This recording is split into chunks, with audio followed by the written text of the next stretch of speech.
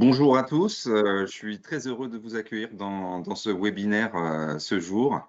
Nous sommes réunis effectivement sur ce petit créneau là d'une heure qui se présente à vous et qui se présente à nous pour parler de transition énergétique, des bâtiments scolaires à travers l'initiative notamment du programme EduRénov qui est un bras armé pour vous aider en tant que collectivité locale.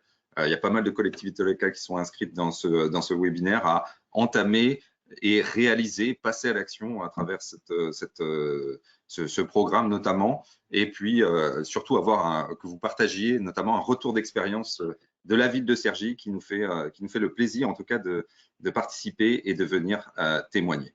Voilà, donc je vais simplement attendre, on va un petit peu prendre le temps de se présenter et de présenter aussi nos intervenants. Donc moi-même, je suis Arnaud Versavo, le directeur marketing de Sobre Énergie. On viendra un petit peu sur ce que fait Sobre Énergie par la suite dans 2-3 secondes. Nicolas Turcat nous fait le plaisir en tout cas de partager, bonjour Nicolas, Bonjour. ces dernières news et informations sur le programme EduRénov. En tant que directeur du programme EduRénov, à travers ton intervention, merci beaucoup. Et puis Natacha Monet également, merci beaucoup d'intervenir en tant que directrice de la transition écologique de la ville de Cergy-Pontoise. Merci à vous en tout cas d'être présents tous les trois et j'espère en tout cas avec beaucoup d'intérêt pour notre audience. Sans plus attendre, puisqu'on va rentrer dans le vif du sujet, on va faire pour que vous ayez une visibilité sur ce qu'il y a derrière ce webinaire. Nicolas, je vais faire une petite introduction très rapide et on va vous poser 2 questions très simples pour connaître votre maturité sur la transition énergétique de manière générale, notamment aussi au regard de la trajectoire du décret tertiaire qui concerne notamment pas mal de bâtiments de votre patrimoine en tant que collectivité locale. Et puis après, on prendra le pouls de ce programme EduRénov en tant qu'accélérateur de la transition énergétique avec les dernières nouveautés et les derniers chiffres que pourra nous partager Nicolas.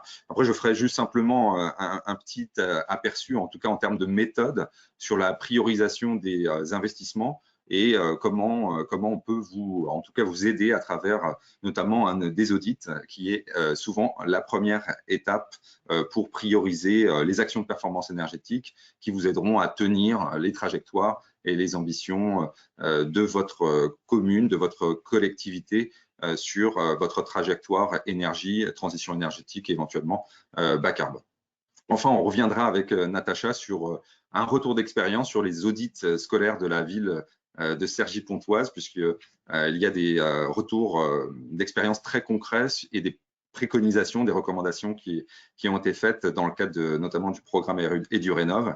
Et donc, ça vous parlera, ça vous donnera en tout cas des idées, des recommandations. Et je crois que c'est aussi toute la philosophie du programme EduRénov d'être un aiguillon pour vous, pour passer à l'action et pour vous donner en tout cas des retours d'expérience les plus intéressants possibles. Voilà, en tout cas ce programme sur ces 45 minutes et après nous aurons 15 minutes de questions. Et donc, je vous invite tout de suite, enfin, dès maintenant, en fait, au cours, sans attendre la fin des interventions de nos intervenants, dans le chat, de poser des questions au fur et à mesure qu'elles vous viennent. Et puis, nous serons ravis de prendre vos questions, d'y répondre le plus honnêtement, en tout cas de manière la plus précise possible, et tout simplement de vous apporter des éclairages. Voilà. Donc, sans plus attendre, on va commencer à travers un petit sondage. Alors, avant de commencer la présentation de Sobre, donc là, une petite question très simple sur la dimension des déclarations opérates. Vous savez que les notes opérates, c'est ce qui constitue finalement la maturité du référentiel du décret tertiaire, ce qui permet d'identifier la bonne ou moins bonne trajectoire de vos bâtiments tertiaires au regard des objectifs de 2030, c'est-à-dire moins 40% sur les consommations en valeur relative. Donc, la question, c'est très simple. Êtes-vous à jour dans vos déclarations sur opérate, sachant qu'évidemment, les notes qui commencent à tomber et qui sont tombées au 15 janvier, là, pour pas mal de collectivités, et notamment sur les activités sportives, sur le divertissement, sur les médias, enfin bref, sur un certain nombre de secteurs, Eh bien, donc, le but, c'est sur la base de ces déclarations, d'avoir cette note et puis de savoir où vous en êtes dans votre trajectoire. Donc là, est-ce que vous êtes à jour de votre déclaration sur Opérate? Oui, non.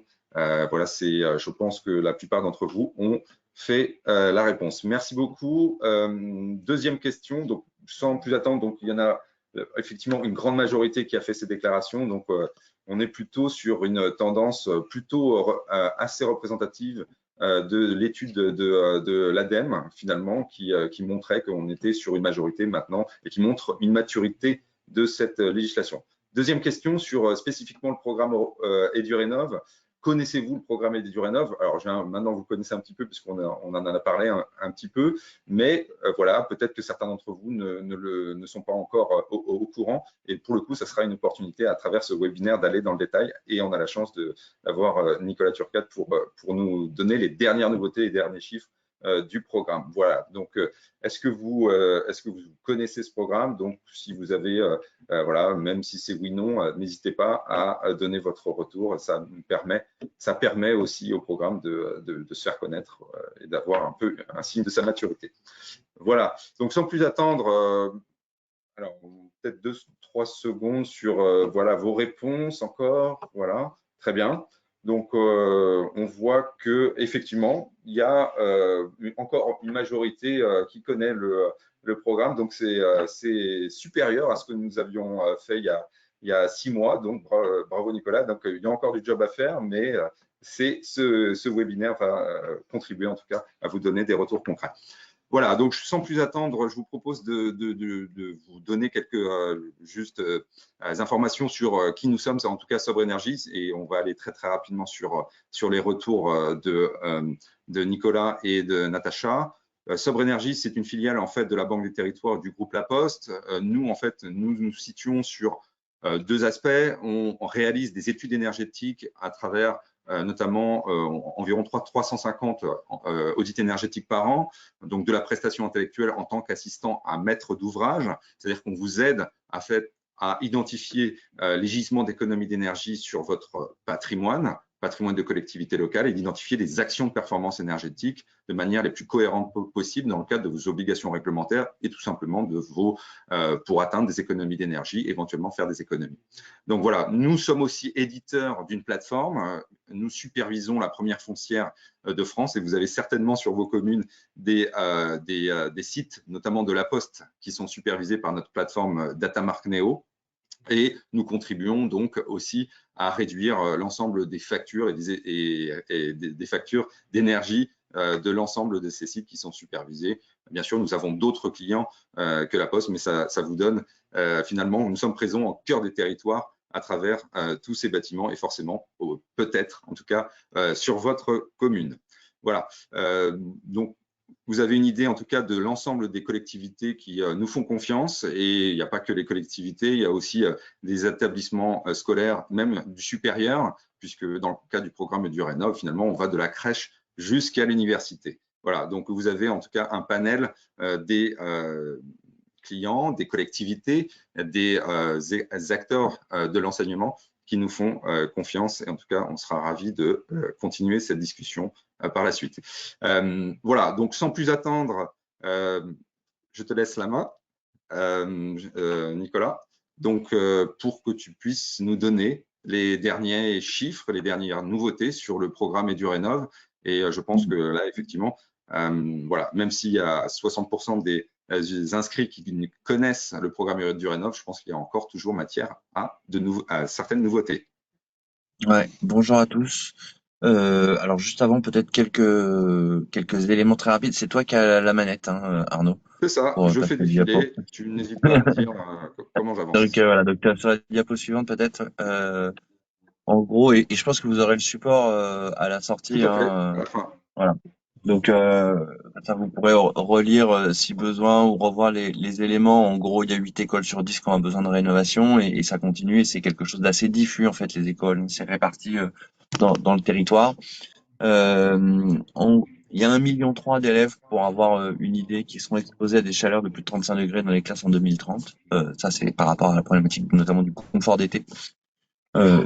Et sur la diapositive suivante, justement, Edurénov a travaillé avec un ensemble d'acteurs euh, sur justement ce que doit être et ce que peut être la rénovation énergétique. Ça s'appelle la charte de la rénovation énergétique des écoles, des collèges, des lycées, enfin voilà, une charte dédiée aux bâtiments scolaires.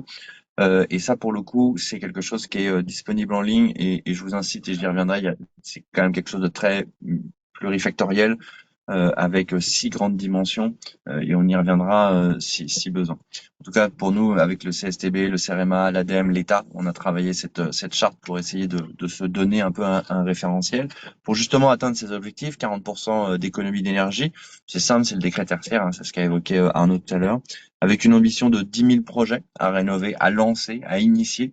On est un aiguillon. Tout à l'heure, Arnaud a évoqué le mot aiguillon, mais c'est très bien. En fait, c'est tout à fait ça. C'est l'idée des Rénov', c'est de permettre le lancement d'un certain nombre de projets. On n'accompagnera peut-être pas tous les projets jusqu'au bout, hein, chacun trouvera ses partenaires et ira à droite à gauche.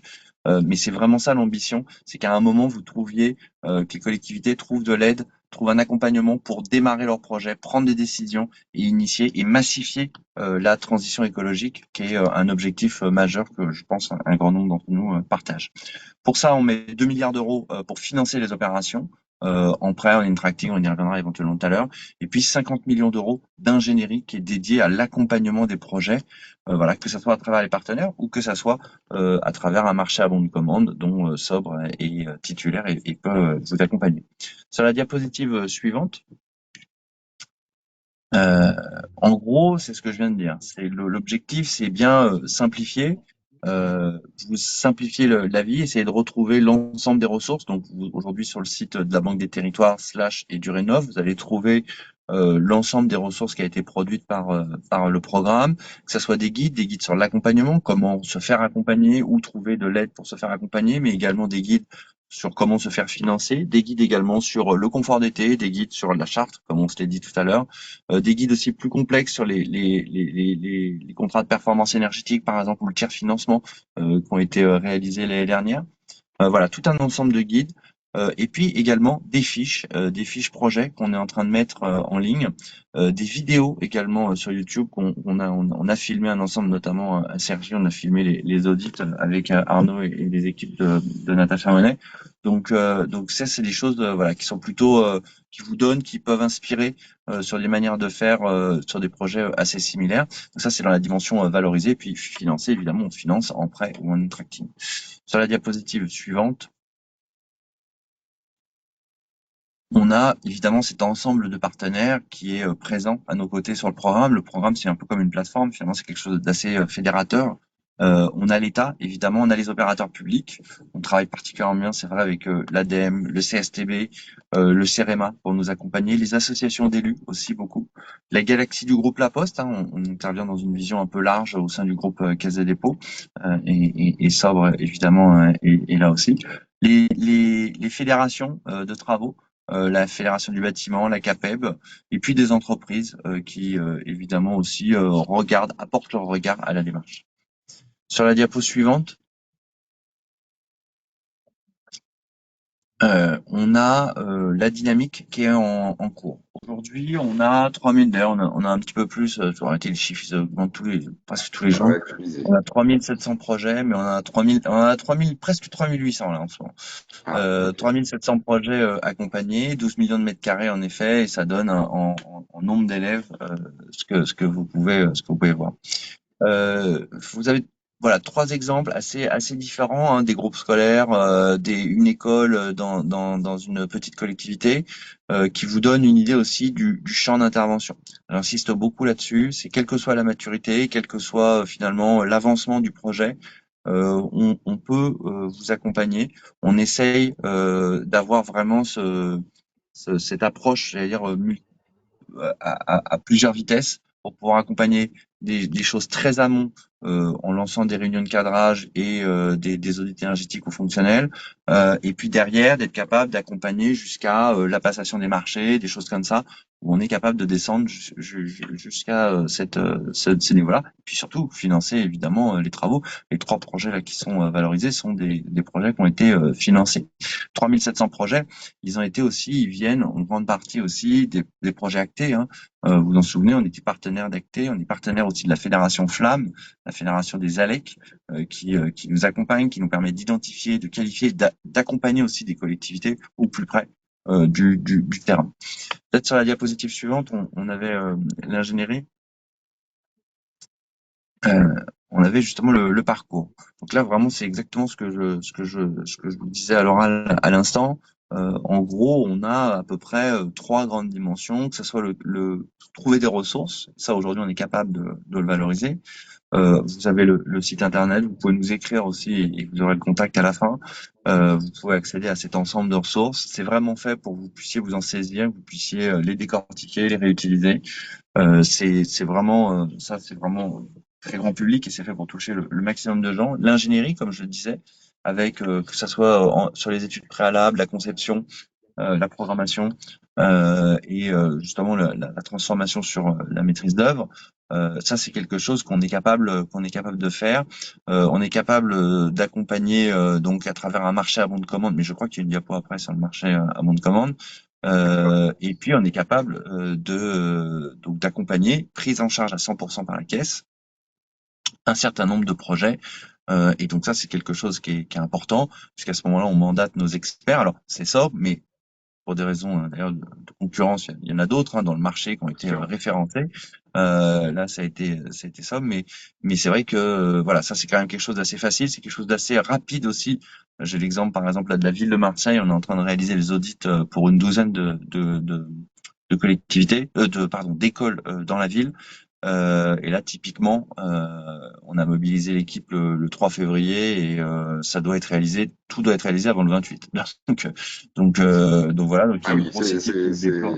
ça Ouais, ouais, s'appelle une c'est rapide. accélération, effectivement. Ça s'appelle une accélération, mais c'est le but aussi du programme de pouvoir être capable de pousser en fait les étapes au fur et à mesure de ce petit serpentin voilà, jusqu'au financement, parce que le financement, finalement, au-delà du financement, c'est surtout la concrétisation du projet, parce qu'une fois que le financement se réalise, est octroyé, que ça soit en subvention, en financement propre, voté, ou à travers un prêt. Donc vous avez l'EduPrêt, qui est le produit un peu long terme, justement, dédié à la rénovation globale en général. Sur 25 ans, appuyé sur le taux du livret A, qui est particulièrement intéressant actuellement à 2,4%, plus 4 points de base, donc ça fait un EduPrêt à 2,8%, ce qui est un taux quand même qui est aujourd'hui en dessous des taux du marché, donc quelque chose qui est quand même intéressant. Le tout appuyé sur le livret A, je réinsiste dessus, c'est quand même les économies des Françaises et des Français, et c'est quelque chose de symbolique, je trouve, de financer des écoles justement avec aussi cet argent-là. Et puis enfin, l'Intracting, qui est aussi un dispositif spécifique qui a été inventé pour permettre des économies d'énergie, de faire le lien entre les économies d'énergie et les économies financières, justement en octroyant une avance remboursable sur la base des économies d'énergie que vous allez générer d'ici 13 ans. Et donc ça, c'est quelque chose. Alors c'est même d'ici, ça peut être même d'ici avant d'ailleurs. Hein. Le taux est très intéressant, il est à 2,2%, je crois actuellement. Alors le taux est flottant chaque mois, mais après il est fixe sur la durée de l'avance remboursable. Et donc pour le coup, c'est quelque chose qui est plutôt dédié aux petites rénovations, aux rénovations l'huisserie, des choses, la chaufferie, des choses comme ça, qui est quelque chose plutôt quick wins entre guillemets, mais qui permet d'engager quand même la démarche sur quelque chose de plus large. Sur la Et diapositive sur 13 suivante, ans, le tracking, c'est ça? sur 13 ans, ouais, sur 13 Ouais, ans, l'Intracting. ok. Donc la moyenne de Et l'Eduprêt est sur 25. ok, donc effectivement, il y a des projets qui sont à plus court terme et puis il y a des projets qui Oui, ont effectivement isolation thermique oui, par l'extérieur, par exemple. Il y a des oui, produits ou des solutions spécifiques. exactement. Tout ce qui est ITE, ITI, toutes ces choses-là, c'est plutôt sur l'Eduprêt, alors qu'en effet, tous les travaux de rénovation rapide, avec des gains rapides, l'huisserie, évidemment, c'est ce qu'il y a de plus simple. Tout ce qui est aussi chaufferie, évidemment, c'est aussi financé. Relamping aussi, enfin, ouais, ça peut être un package un peu global. Donc ça, c'est quelque chose et on peut faire des économies assez substantielles, y compris si on couple d'ailleurs, et je fais la parenthèse, je tiens à la faire, si on couple avec la maîtrise d'usage, avec voilà un travail sur justement les usages qui sont effectués dans ce bâtiment. On est capable également d'accompagner les collectivités en assistance à maîtrise d'usage. C'est un lot qu'on est capable de mobiliser à 100%, qui est pas suffisamment mobilisé par ailleurs, et que j'incite, donc qui fait autant la partie concertation que la partie également prise en main et formation des personnels dans les bâtiments. De la Peut-être sur la description diapositive. fondamentale Sur la d'usage. diapositive. Ouais. Sur la diapo suivante, ah bah c'est fini. Alors, bah, la boîte à outils, on vient d'en parler. Des guides, des bonnes pratiques, on en a parlé. Des retours d'expérience, ça j'insiste beaucoup. Allez-y, il y a des guides, il y a des choses comme ça qui sont disponibles en ligne. Il y a des vidéos aussi sur lesquelles vous pouvez voir un certain nombre de projets. Il y a des cafés des projets. Quand vous rentrez dans le programme, vous avez tout un programme quelque part qui vous est fait. On vous demande de vous qualifier, de qualifier votre besoin un peu plus, parce que souvent les gens rentrent dans le programme, sont intéressés par le programme, et derrière, ils spécifient pas forcément le besoin. Or, pour leur pousser quelque chose de plus spécifique, bah, on aime bien qualifier. Ça prend 3 minutes, montre en main, de qualifier ça. On a mis en place des outils numériques un peu modernes, j'allais dire, WhatsApp pour pouvoir justement échanger rapidement. On a mis en place des webinaires également, un café des projets toutes les 2 semaines où on partage. Et il y a beaucoup de questions-réponses. Il y a une centaine de personnes chaque fois, pareil, qui se questionnent, qui disent tiens, t'as fait comme si, est-ce qu'on peut avoir le cahier des charges de l'Intel, des choses comme ça existe. Donc ça, c'est plutôt intéressant. Et sur la diapositive suivante, pour le coup, c'est l'ingénierie. Est-ce qu'il est 21? Il faut que j'avance. Donc ça, c'est les études exactement qu'on peut financer, qu'on peut prendre en charge. Donc dans la partie justement marché à bon de commande. Donc on est capable de vous accompagner et on a des bureaux d'études spécifiques pour l'ensemble de ces sujets sur les études amont, sur la conception de travaux, puis sur l'exploitation. J'insiste aussi sur un petit point complémentaire. On est capable aussi de vous accompagner sur le montage juridique et financier si vous avez des besoins spécifiques. Ça, c'est quelque chose d'assez intéressant, assez inédit. C'est peut-être le moment aussi de préparer, j'allais dire, la prochaine mandature pour les collectivités, de réfléchir à un coût nul pour la collectivité, en tout cas sur comment est-ce qu'on pourrait financer un futur PPI ou des choses comme ça. C'est le moment, entre guillemets, pour pouvoir partir en départ lancé et proposer aux élus quelque chose de structuré. Sur la diapo suivante, il y a les prêts, normalement, parce que c'est extrêmement bien fait. Ah bah non, il n'y a pas les prêts. Bon, bah tant pis pour moi. Alors, Comment intégrer? là, c'est Alors non, l'actionnement. mais c'est pas. Comment je peux m'inscrire? Ouais, comment je peux m'inscrire? C'est bien, c'est bien parce que c'est rapide, c'est gratuit, c'est sur sur une plateforme qui s'appelle Démarche Simplifiée, qui est la même plateforme que sur le Fonds Vert ou la DSIL en général. Si vous avez les codes de l'un, vous pouvez avoir les codes de l'autre. En gros, vous êtes éligible à partir du moment où c'est un bâtiment à vocation éducative, scolaire ou éducative. Donc les crèches, les PMI, l'ensemble des lieux, on va dire, éducatifs sont pris en charge. La seule chose qu'on ne prend pas en charge, c'est en général les bâtiments sportifs qui sont éloignés en dehors de l'emprise parce que c'est quand même des traitements très spécifiques qui sont souvent identifiés comme des bâtiments sportifs pour le coup, même s'il y a une vocation scolaire dedans. Mais encore là aussi, beaucoup de choses se discutent. Donc vous avez vu un peu le champ complet, les universités, les bâtiments aussi d'enseignement sup, si vous en avez pour un certain nombre d'entre vous. Et puis il faut une ambition, l'ambition de 40%. On va dire, j'allais dire, de se mettre dans le décret tertiaire, d'être capable de se dire, ok, moi je suis compatible. On vient pas vérifier ça dans un premier temps, mais en tout cas c'est quelque chose. On cherche des projets avec une ambition, l'ambition du décret tertiaire, évidemment. Quelques éléments sur justement comment ça se passe. En tout cas, vous avez compris que SOBRE intervient dans les études en amont. Et donc, dans les études en amont, ça veut dire comment identifier ces investissements pour atteindre les objectifs de moins 40%. On a parlé du décret tertiaire. Il y a une ambition aussi du programme EduRénov de manière générale. Juste que vous ayez en tête cette période cruciale de la transition énergétique. Alors, forcément, qui est poussé par la dimension réglementaire, que c'est des éléments que je pense vous connaissez. Pour rappel, le décret tertiaire avec notamment les objectifs de moins 40% d'ici 2030, c'est la prochaine échéance. Là, on est, avant de parler des suivantes, même s'il faut les avoir dans le viseur. Et puis l'autre gros pilier, c'est finalement le décret BAX. BAX, c'est Building Automation Control System, c'est ça que ça veut dire. Ça veut dire l'automatisation du bâtiment. Et pour le coup, en fait, ça signifie quoi? C'est depuis le 1er janvier 2025, il y a une obligation de mise en œuvre d'un système d'automatisation du bâtiment.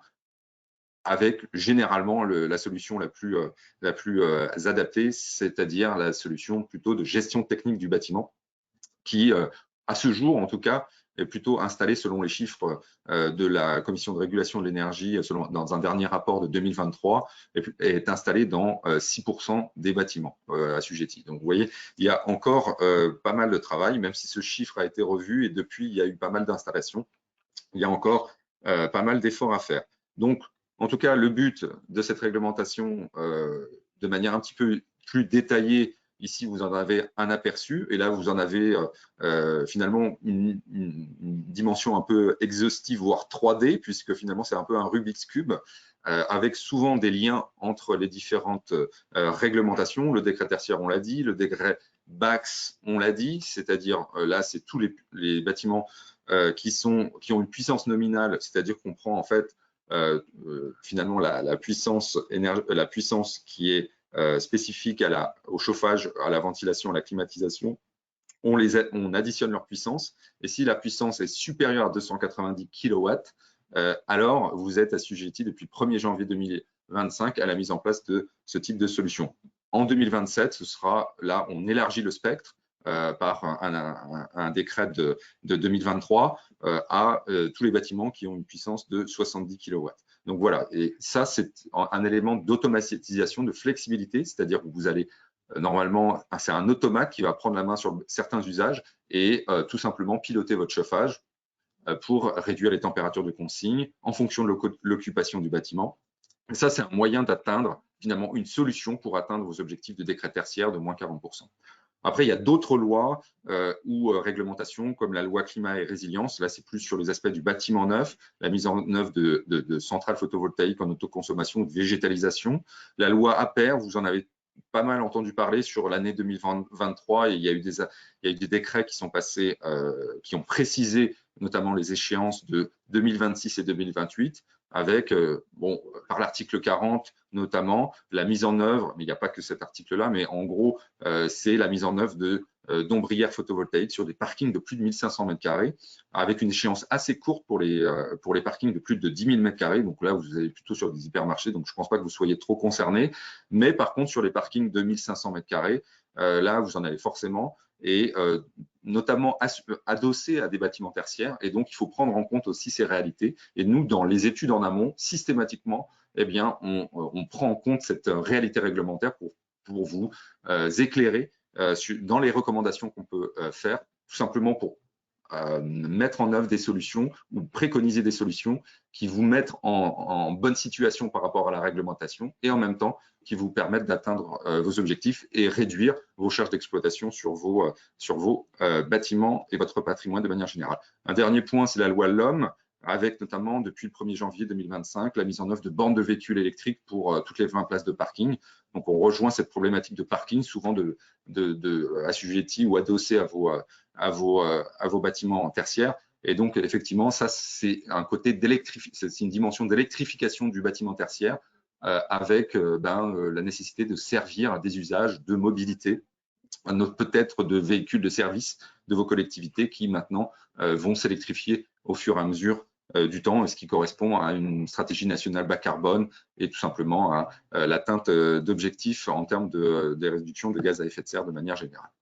Voilà, donc ça c'est juste le Rubik's Cube de la réglementation, en tout cas de la transition énergétique en France. Après, il y a un élément nouveau là que je vous partage, c'est dans le cadre du décret tertiaire, vous avez certainement, en tout cas certains d'entre vous ont peut-être dans leur plateforme Opérate et leur compte Opérate de l'ADEME, vous avez peut-être reçu la fameuse attestation provisoire qui va devenir définitive en juillet, qui permet d'identifier votre trajectoire. Ici, vous avez la trajectoire avec le suivi de la période 2020-2030 pour identifier si vous atteignez ou pas, ou si vous êtes sur la bonne trajectoire pour atteindre votre objectif de moins 40% sur votre patrimoine dans le cadre du décret tertiaire. Et pour le coup, le ministère a priorisé un certain nombre de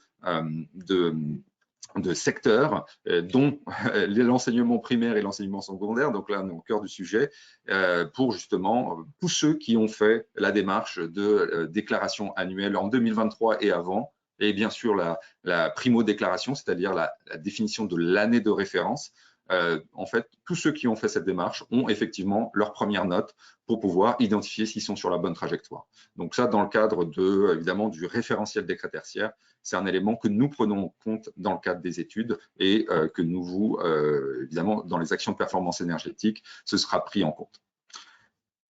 La stratégie de l'entonnoir, c'est très simple. D'abord, on identifie une vue globale de votre parc. On ne peut pas faire des audits sur l'ensemble du parc. Par contre, il est possible d'identifier en tout cas des bâtiments de manière un petit peu plus ciblée. Et souvent, ça peut faire l'objet de revues de parc ou éventuellement d'audits. Et là encore, on réduit l'entonnoir à travers, là pour le coup, et c'est l'objet des études dans le cadre du programme EduRénov, on va effectivement identifier certains sites grâce à votre contribution, à un échange qu'on élabore ensemble. Et puis après, bien, on rentre dans le détail sur des actions sur le bâtiment concerné, sur les bâtiments concernés pour atteindre des résultats et cette fameuse trajectoire de moins 40% dans le cadre du programme EduRénov ou dans le cadre réglementaire que vous connaissez avec le décret tertiaire. Bah, évidemment, l'audit énergétique, bah, ça vous apporte une visibilité stratégique. Vous n'avez pas forcément une vue globale sur 5, 6 ou 7 bâtiments qui sont, vous savez qu'il y a un potentiel, mais et qu'il y a des potentiels problèmes ou des ajustements à faire. Mais là, on va vraiment rentrer dans le détail et on va modéliser concrètement et obtenir des actions de performance énergétique avec des budgets qui seront et des taux de retour sur investissement qui seront définis, et dans l'optique d'avoir une planification, une amélioration et bien sûr d'atteindre finalement les objectifs réglementaires ou les ambitions plus volontaristes que vous pourriez avoir. Concrètement, ça veut dire quoi? C'est-à-dire que Sobre établit en fait une simulation thermique dynamique, un jumeau numérique du bâtiment et va identifier, faire l'inventaire de vos équipements, décrire l'ensemble des zones et des usages et ensuite va faire des préconisations en tenant les spécificités, en tenant compte des spécificités de vos bâtiments. Juste un dernier point, dans le cadre de l'interaction, on parlait d'accélération précédemment, et il y a un effort vraiment de la Poste, de la Banque des Territoires, notamment pour créer en fait un véritable parcours simplifié d'accélération. Et il y a d'autres contributeurs dans le groupe La Poste et de la Banque des Territoires qui peuvent vous aider en plus de ce qui est proposé dans le cadre de EduRénov, notamment à travers la recherche de subventions additionnelles. Alors, la Banque Postale propose en fait un accompagnement sur de la recherche de subventions notamment. Il y a effectivement vous savez, les certificats d'économie d'énergie constituent aussi un levier de financement additionnel. Et là, pour le coup, Économie d'énergie, qui est dans le groupe La Poste, est un délégataire C2E qui peut vous aider. On a parlé de l'intracting, je ne reviens pas. Et puis, en phase de supervision, on peut évidemment faire une supervision par une plateforme pour identifier vraiment identifier le suivi des résultats des actions de performance énergétique et des travaux sur le long terme. Voilà, j'en ai terminé pour ma partie. Natacha, je vais vous laisser la parole et puis surtout avoir un retour d'expérience de la ville de Cergy. Je pense que c'est le plus important pour nos participants. Merci, ravie de pouvoir participer à cette matinée côté ville de Cergy. Alors, quelques chiffres en tête pour vous présenter donc notre territoire. On est une ville de près de 70 000 habitants. On est situé à environ à 30 km au nord-est de Paris, dans le département du Val d'Oise. Et Cergy a la particularité d'être une des premières villes nouvelles qui a été créée en France en 1969 et qui, vous le comprendrez aussi, a à la fois tout le charme et les atouts d'une ville nouvelle, mais aussi évidemment les caractéristiques aussi d'un patrimoine notamment bâti particulier et vieillissant. Voilà, on fait partie en termes d'intercommunalité de la communauté d'agglomération de Cergy-Pontoise qui comprend environ 13 communes et 200 000 habitants. Sur la slide suivante, je vais vous donner un petit aperçu de l'état de notre patrimoine. Donc, on a évidemment un gros patrimoine avec près de plus de 258 bâtiments, qui s'étend sur plus de 200 000 m², avec évidemment, comme toute commune, une majorité de bâtiments à destination scolaire, des locaux sportifs et des locaux dédiés à l'administration. Sur la slide suivante, là, je vous présente tout simplement le démarrage en fait de notre processus qui nous a amené jusqu'à aujourd'hui à l'élaboration des audits énergétiques. Tout a démarré avec le lancement d'un schéma directeur immobilier et énergétique. Je porte ce document parce que à l'attention notamment des autres collectivités, parce que c'est vraiment un document clé qui a vraiment permis déjà dans un premier temps d'établir un diagnostic précis en fait du patrimoine de la ville et de nous établir des recommandations à long terme, sur 10 ans, sur les investissements à réaliser. Et donc, c'est vraiment un document clé qui est le socle de base pour moi, pour toute démarche globale de rénovation énergétique du patrimoine immobilier. Donc là, vous avez quelques éléments issus de ce SDIE. Comme je vous le disais tout à l'heure, voilà, la ville a un patrimoine immobilier qui est peu ou pas satisfaisant d'un point de vue technique, avec aussi un coût total de fonctionnement des bâtiments qui est important, à hauteur de 7 millions d'euros par an.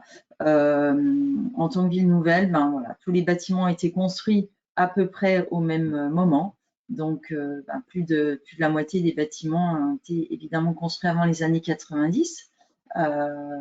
Et l'âge moyen des bâtiments est d'une quarantaine d'années. Donc, ce qui n'est pas la période, je dirais, la plus favorable, comme vous le savez, en termes de qualité de construction, notamment d'un point de vue énergétique. Voilà, on a des bâtiments évidemment qui sont peu isolés. Sur la slide suivante, vous avez aussi d'autres éléments que nous avons extraits du SDIE, voilà, des informations intéressantes qui nous permettent par typologie de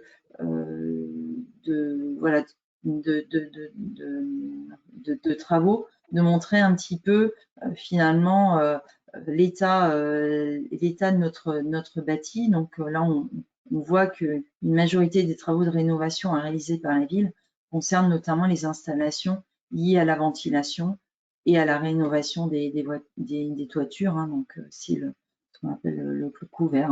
Donc on a évidemment un certain nombre d'équipements publics qui subissent régulièrement des fuites au niveau des toits. Donc il y a un vrai enjeu de remettre en état notre patrimoine.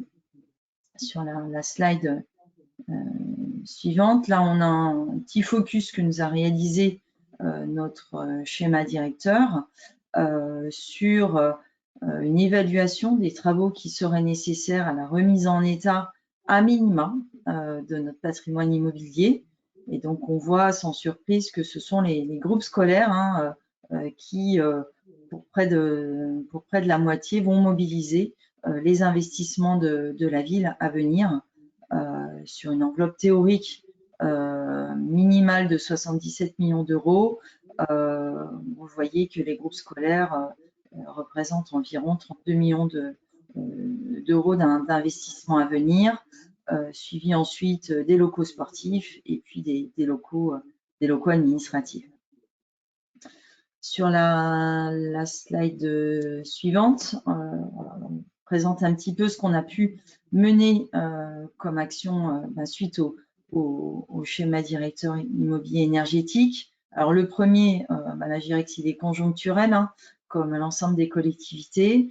La ville a dû mettre en place rapidement un plan de sobriété énergétique depuis 2022 et faire un suivi assez attentif à la fois de ses consommations et de ses factures, parce que notre facture énergétique a doublé entre 2021 et 2023, en passant de 2 millions d'euros à plus de 4,6 millions d'euros de fluide. Et donc, ça nous a amené évidemment à mettre en place des mesures pour réduire les températures de chauffe, à réfléchir à de la mutualisation d'usage et à suivre réellement la consommation de nos bâtiments. Notamment avec un outil, on a pu s'équiper d'un outil de consommation qui s'appelle, de suivi des consos, qui s'appelle l'outil DeepKey, qui aussi, au regard de nos obligations réglementaires, on parlait tout à l'heure d'Opérate, nous permet d'avoir aujourd'hui un état voilà, plus fiable de nos consommations. Un effort s'en est suivi également, en particulier sur l'inscription des groupes scolaires dans notre PPI. Donc en 2024, on a fait un effort global de rénovation de nos équipements municipaux et voilà, sur plus de la moitié des équipements municipaux rénovés, la moitié effectivement concernait des écoles sur lesquelles il y a eu des travaux de rénovation. Sur 2025, le choix a été fait de vraiment mettre le focus sur un certain nombre d'équipements scolaires et d'un gymnase sur lequel la ville a fait le choix de concentrer ses efforts d'investissement sur près de 3 millions d'euros pour investir plus globalement sur des travaux de rénovation énergétique plutôt que de travailler sur entre guillemets, un éparpillement en fait, de nos efforts sur différentes écoles. Voilà, le choix a été fait de se concentrer sur ces équipements et notamment un gymnase dont je vous parlerai, qui a fait aujourd'hui l'objet d'une restitution d'un audit énergétique. Sur la slide suivante, donc parmi les autres actions que l'on a pu mener, et j'insiste aussi sur ce sujet, c'est évidemment la question des usages. Donc on s'est engagé dans un challenge national interville qui est porté par le dispositif ACTE qui s'appelle CubeVille. Donc c'est un challenge entre une dizaine de villes dont l'objectif est de réaliser environ 10% d'économie d'énergie par bâtiment et par an. Donc là, on a pu évidemment identifier les bâtiments les plus emblématiques, les plus consommateurs hors école, hein, parce qu'il y a un dispositif vraiment spécifique sur les écoles. Et ça nous a amené à travailler sur un diagnostic de nos bâtiments en termes d'usage, d'animer, sensibiliser les agents notamment sur les gestes qui comptent en termes de sobriété énergétique. Et on a pu bénéficier aussi d'une animation de la part de Sobre Énergie qui a pu venir dans nos locaux pour animer avec les agents, notamment une fresque de la sobriété énergétique, qui est un exercice intéressant et je remercie les équipes de Sobre. Donc voilà, tout ça pour vous dire qu'au-delà évidemment des travaux de rénovation énergétique, il est très important de travailler sur la question des usages et notamment là on est en train de préparer un renouvellement de notre plan de sobriété avec des nouveaux temps de fermeture de nos équipements durant la prochaine session des vacances de février. Et là, on s'aperçoit que tout l'effort doit être vraiment, d'un point de vue organisationnel, sur la gestion des plannings, en fait, d'utilisation des locaux, notamment des écoles, qui bien souvent reçoivent durant les vacances scolaires, alors qu'elles pourraient être fermées en termes de chauffage, des activités associatives, des temps périscolaires. Et il y a tout un enjeu de travailler sur l'organisation, sur la mutualisation des activités pour arriver à pouvoir réduire, fermer certains équipements durant les vacances quand ils sont inutilisés et faire des économies substantielles.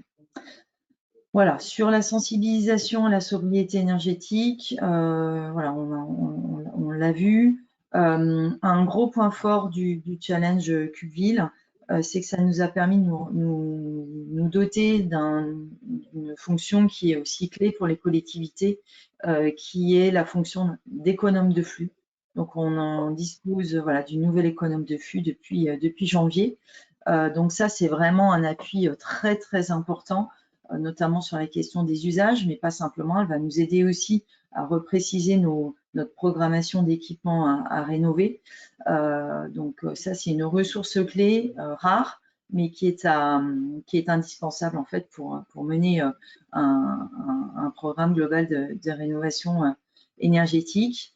Le dispositif de sobriété aussi, je rappelle, nous a permis aussi d'identifier, en ayant un bon suivi de nos consos, notamment des repérages de surfacturation, notamment notre chauffage urbain, d'identifier des anomalies à corriger, de lancer des petits travaux avec un petit retour sur investissement, enfin un temps de retour sur investissement assez court, notamment sur tout ce qui est renumping, et puis de remettre en fonctionnement un certain nombre de GTC dont nos bâtiments étaient équipés et qui voilà, dysfonctionnaient. Donc voilà, se lancer dans des actions de sobriété énergétique, ça demande beaucoup de temps, mais en revanche, voilà, en termes d'investissement, on est sur des investissements assez faibles, mais avec des retours intéressants.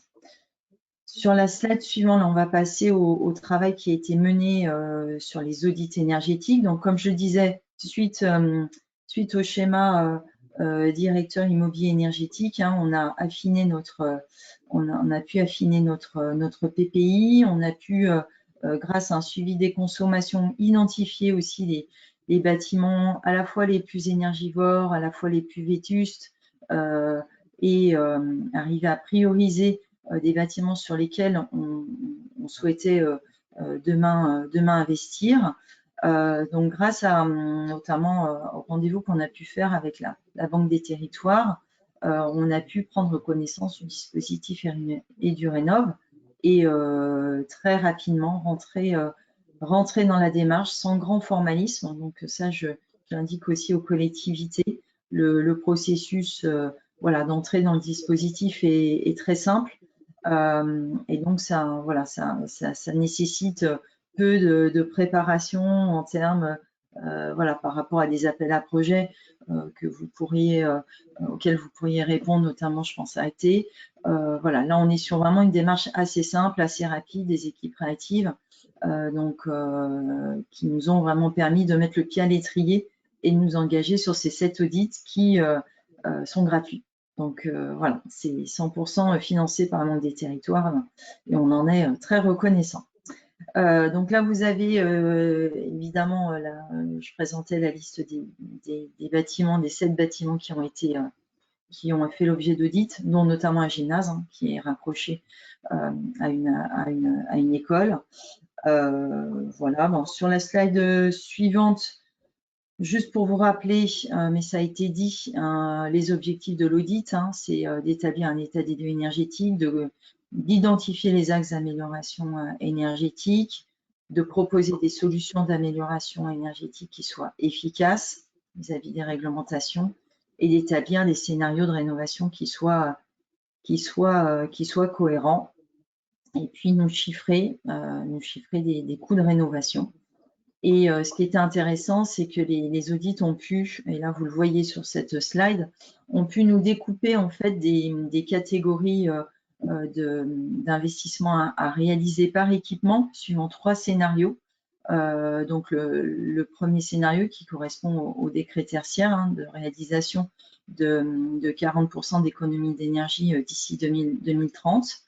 Donc en nous priorisant des actions qui vont avoir un faible coût mais un fort rendement énergétique pour nous permettre de rapidement atteindre ce niveau des 40%. Et puis ensuite, vous avez un deuxième scénario à 20 ans et un troisième scénario. Là aussi, vous avez un rendu de ce que peut voilà, apporter un audit énergétique. Donc, vous avez un travail sur la qualification de l'étiquette énergétique. Vous avez aussi une mesure de l'étiquette carbone en termes voilà, d'émissions de gaz à effet de serre, notamment suivant les modalités de chauffage qui peuvent être différentes suivant, je veux dire, au gaz ou réseau de chaleur urbain ou à électricité. Ce n'est pas la même chose. Vous avez une estimation des coûts nécessaires sur le volet énergétique à la remise en état. Sur les scénarios, et puis un focus sur les aides financières et sur le taux de retour sur investissement. Pour passer sur la slide suivante, là, ça vous montre ce qu'on appelle les APE, les actions de performance énergétique, qui sont préconisées par équipement. Et donc, comme je disais tout à l'heure, pour atteindre rapidement un gain énergétique, vont être préconisés des investissements, des faibles investissements qui vont avoir un gros impact. Donc, on peut citer notamment du relamping sur lequel on a un temps de retour sur investissement à 5 ans, les changements de tête thermostatique où là, rapidement, en 2 ans, voilà, on a un temps de retour, ou bien aller sur de la GTC, GTB, où là, on va plutôt être sur un ordre de temps d'environ 10 ans. Tout ça doit être évidemment couplé, en tout cas en ce qui concerne la ville, avec des travaux dits embarqués. Donc, toutes ces petites actions, on va dire, d'investissement, de relamping, de changement de tête thermostatique, doivent être évidemment couplées avec un travail sur la mise en étanchéité de nos bâtiments. Donc, un travail aussi structurel de réfection de nos toitures et évidemment d'isolation de ces toitures. Pour passer à la slide suivante, là, rapidement, puis après on passera évidemment aux questions. Quels sont les enseignements qu'on tire de ces audits? Alors, ils sont assez récents parce qu'on les a menés entre octobre et janvier. On a une restitution courant janvier de ces audits. Donc, on a priorisé un retour d'expérience sur un équipement qui est notre gymnase parce qu'il va devoir faire l'objet d'études complémentaires et donc c'est un bâtiment qui est d'ores et déjà priorisé dans notre PPI pour 2025. Mais toutefois, voilà, on a déjà un retour sur ce que nous apporte l'ensemble des audits. Le premier enjeu qui est très important, je vous parlais tout à l'heure d'un outil qui s'appelle l'outil DeepKey de suivi des consommations. Pour garantir une qualité d'audit, il faut absolument disposer de données patrimoniales et énergétiques qui soient fiables. Voilà. Plus vous avez des données à donner au bureau d'études qui réalisera l'audit qui soient précises, et plus les préconisations évidemment de votre audit seront qualifiées. Le deuxième, on en a déjà parlé, c'est une aide à la décision. Donc, ça va nous aider à prioriser des travaux à fort enjeu énergétique et à gain rapide. On en a parlé. Ça va nous aider aussi à prioriser des investissements parce que, comme je vous l'ai dit, il faut aussi qu'on fasse des travaux embarqués avec des investissements de base qui sont nécessaires à la vie du bâtiment, notamment sur tout ce qui est clos couvert. Ça nous a remis aussi en ligne avec les enjeux de mise en conformité. On parlait tout à l'heure des décrets, notamment BACS. Donc, sur les 7 audits, confirmation, il faut aussi qu'on s'équipe de GTB sur ces 7 bâtiments qui ne sont pas encore équipés. Et puis, je vous parlais tout à l'heure de l'étiquette carbone. Ça nous met en lumière qu'il nous faut absolument changer notamment nos modes de chauffage carboné. Notamment, dans beaucoup d'écoles, on a encore de la chaudière gaz et sur lesquelles il va falloir qu'on travaille des solutions de décarbonation et notamment qu'on travaille à des solutions plutôt à moyen long terme, mais de raccordement notamment à notre réseau de chaleur qui est Verdi, voilà, et qui fonctionne à la biomasse et à l'incinération de nos déchets ménagers. Voilà pour le retour d'expérience de la ville. Merci beaucoup, Natacha, pour ce partage d'expérience très complet. Et vous avez insisté pour le coup sur le référentiel de données patrimoniales. Et pour le coup, c'est très important. Et nous, en tant que bureau d'études, mais aussi en tant qu'éditeur de plateforme, on sait à quel point c'est particulièrement nécessaire de pouvoir partir d'une base de qualité pour ensuite constituer des recommandations qui seront forcément dépendantes de cela et ensuite pour être pertinent dans la mise en action surtout. Voilà, donc merci beaucoup, merci Nicolas, merci Natacha, et donc quelques questions qui sont partagées dans le chat, donc certaines, donc elles vous concernent tous les deux. Je vais aller très rapidement. Il y a les valeurs applicables sur le décret tertiaire sont différentes dans les DOM. Les fiches projets guides sont-ils également adaptés à ces territoires? Donc là, je suppose qu'il s'agit des fiches projets du programme EduRénov, éventuellement des guides. Est-ce qu'ils sont adaptés à ces territoires? Est-ce qu'il y a des ressources spécifiques ou pas sur les DOM? Alors, il y a des ressources spécifiques. Il y a déjà l'ensemble du marché à bon de commande est disponible sur les Outre-mer, d'accord. Et c'est d'ailleurs un lot qui n'est pas suffisamment, j'allais dire entre guillemets, tiré, utilisé dans le jargon. Donc, faut pas hésiter à nous solliciter les directions régionales pour avoir un accompagnement sur le sujet, qui sera forcément adapté. Évidemment, on fait pas un audit énergétique de la même manière. Il y a des questions évidemment liées, par exemple, à la génération d'électricité qui est propre d'ailleurs, de manière décarbonée, par exemple comme le photovoltaïque ou des choses comme ça, qui peuvent être des questions. Également tout ce que tu as évoqué sur les questions de BACS, sur les questions des CVC, des choses comme ça, c'est un sujet souvent assez important dans les Outre-mer. Et enfin, on est en train de travailler, on a monté un groupe de travail sur l'Outre-mer. Donc si jamais vous voulez nous écrire et regarder ce qui est faisable.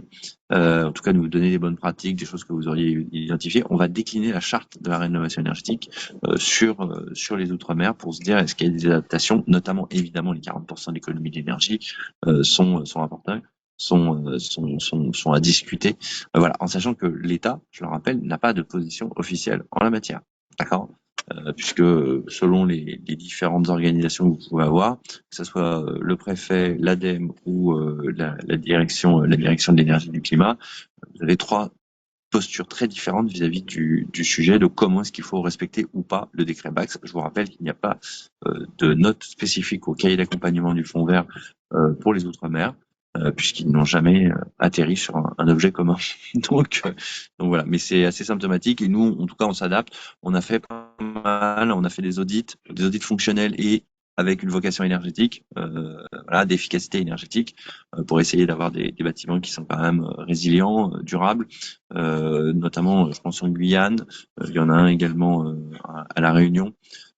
C'est les principaux accompagnements qu'on a fait en Outre-mer pour l'instant, mais on est partout, sauf dans le Pacifique, où on ne couvre pas le Pacifique pour le coup.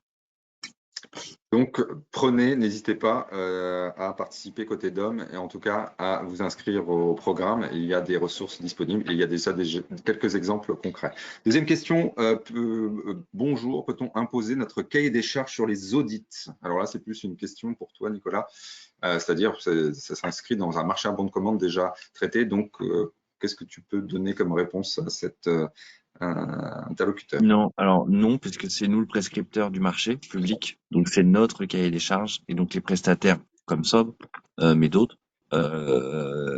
appliquent le cahier des charges sur lequel ils ont été prescrits, c'est-à-dire par nous. Après, dans la réunion de cadrage, on adapte quand même grandement parfois les schémas d'intervention. Donc, si c'est de l'ordre de l'adaptation, oui.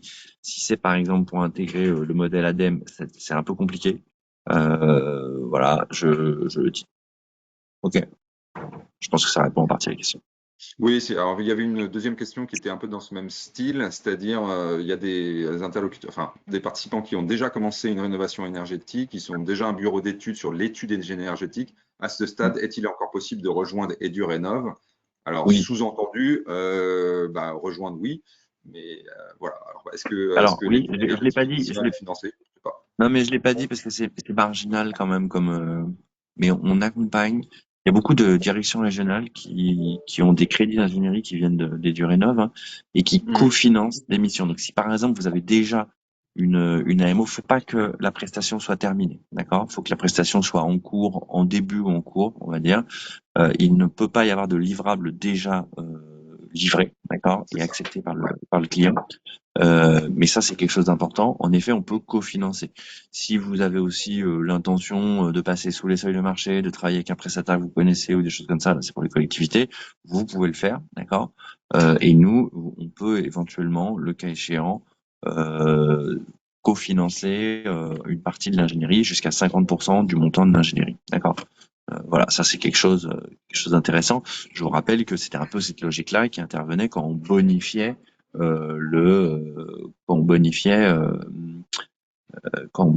acté chaîne 1, chaîne 2, chaîne 3, puisqu'il y avait le cofinancement de 50%, et on rajoutait un surplus de 25% en cofinancement. C'est clair. Donc oui, il est toujours Alors, temps de rejoindre les EduRénov.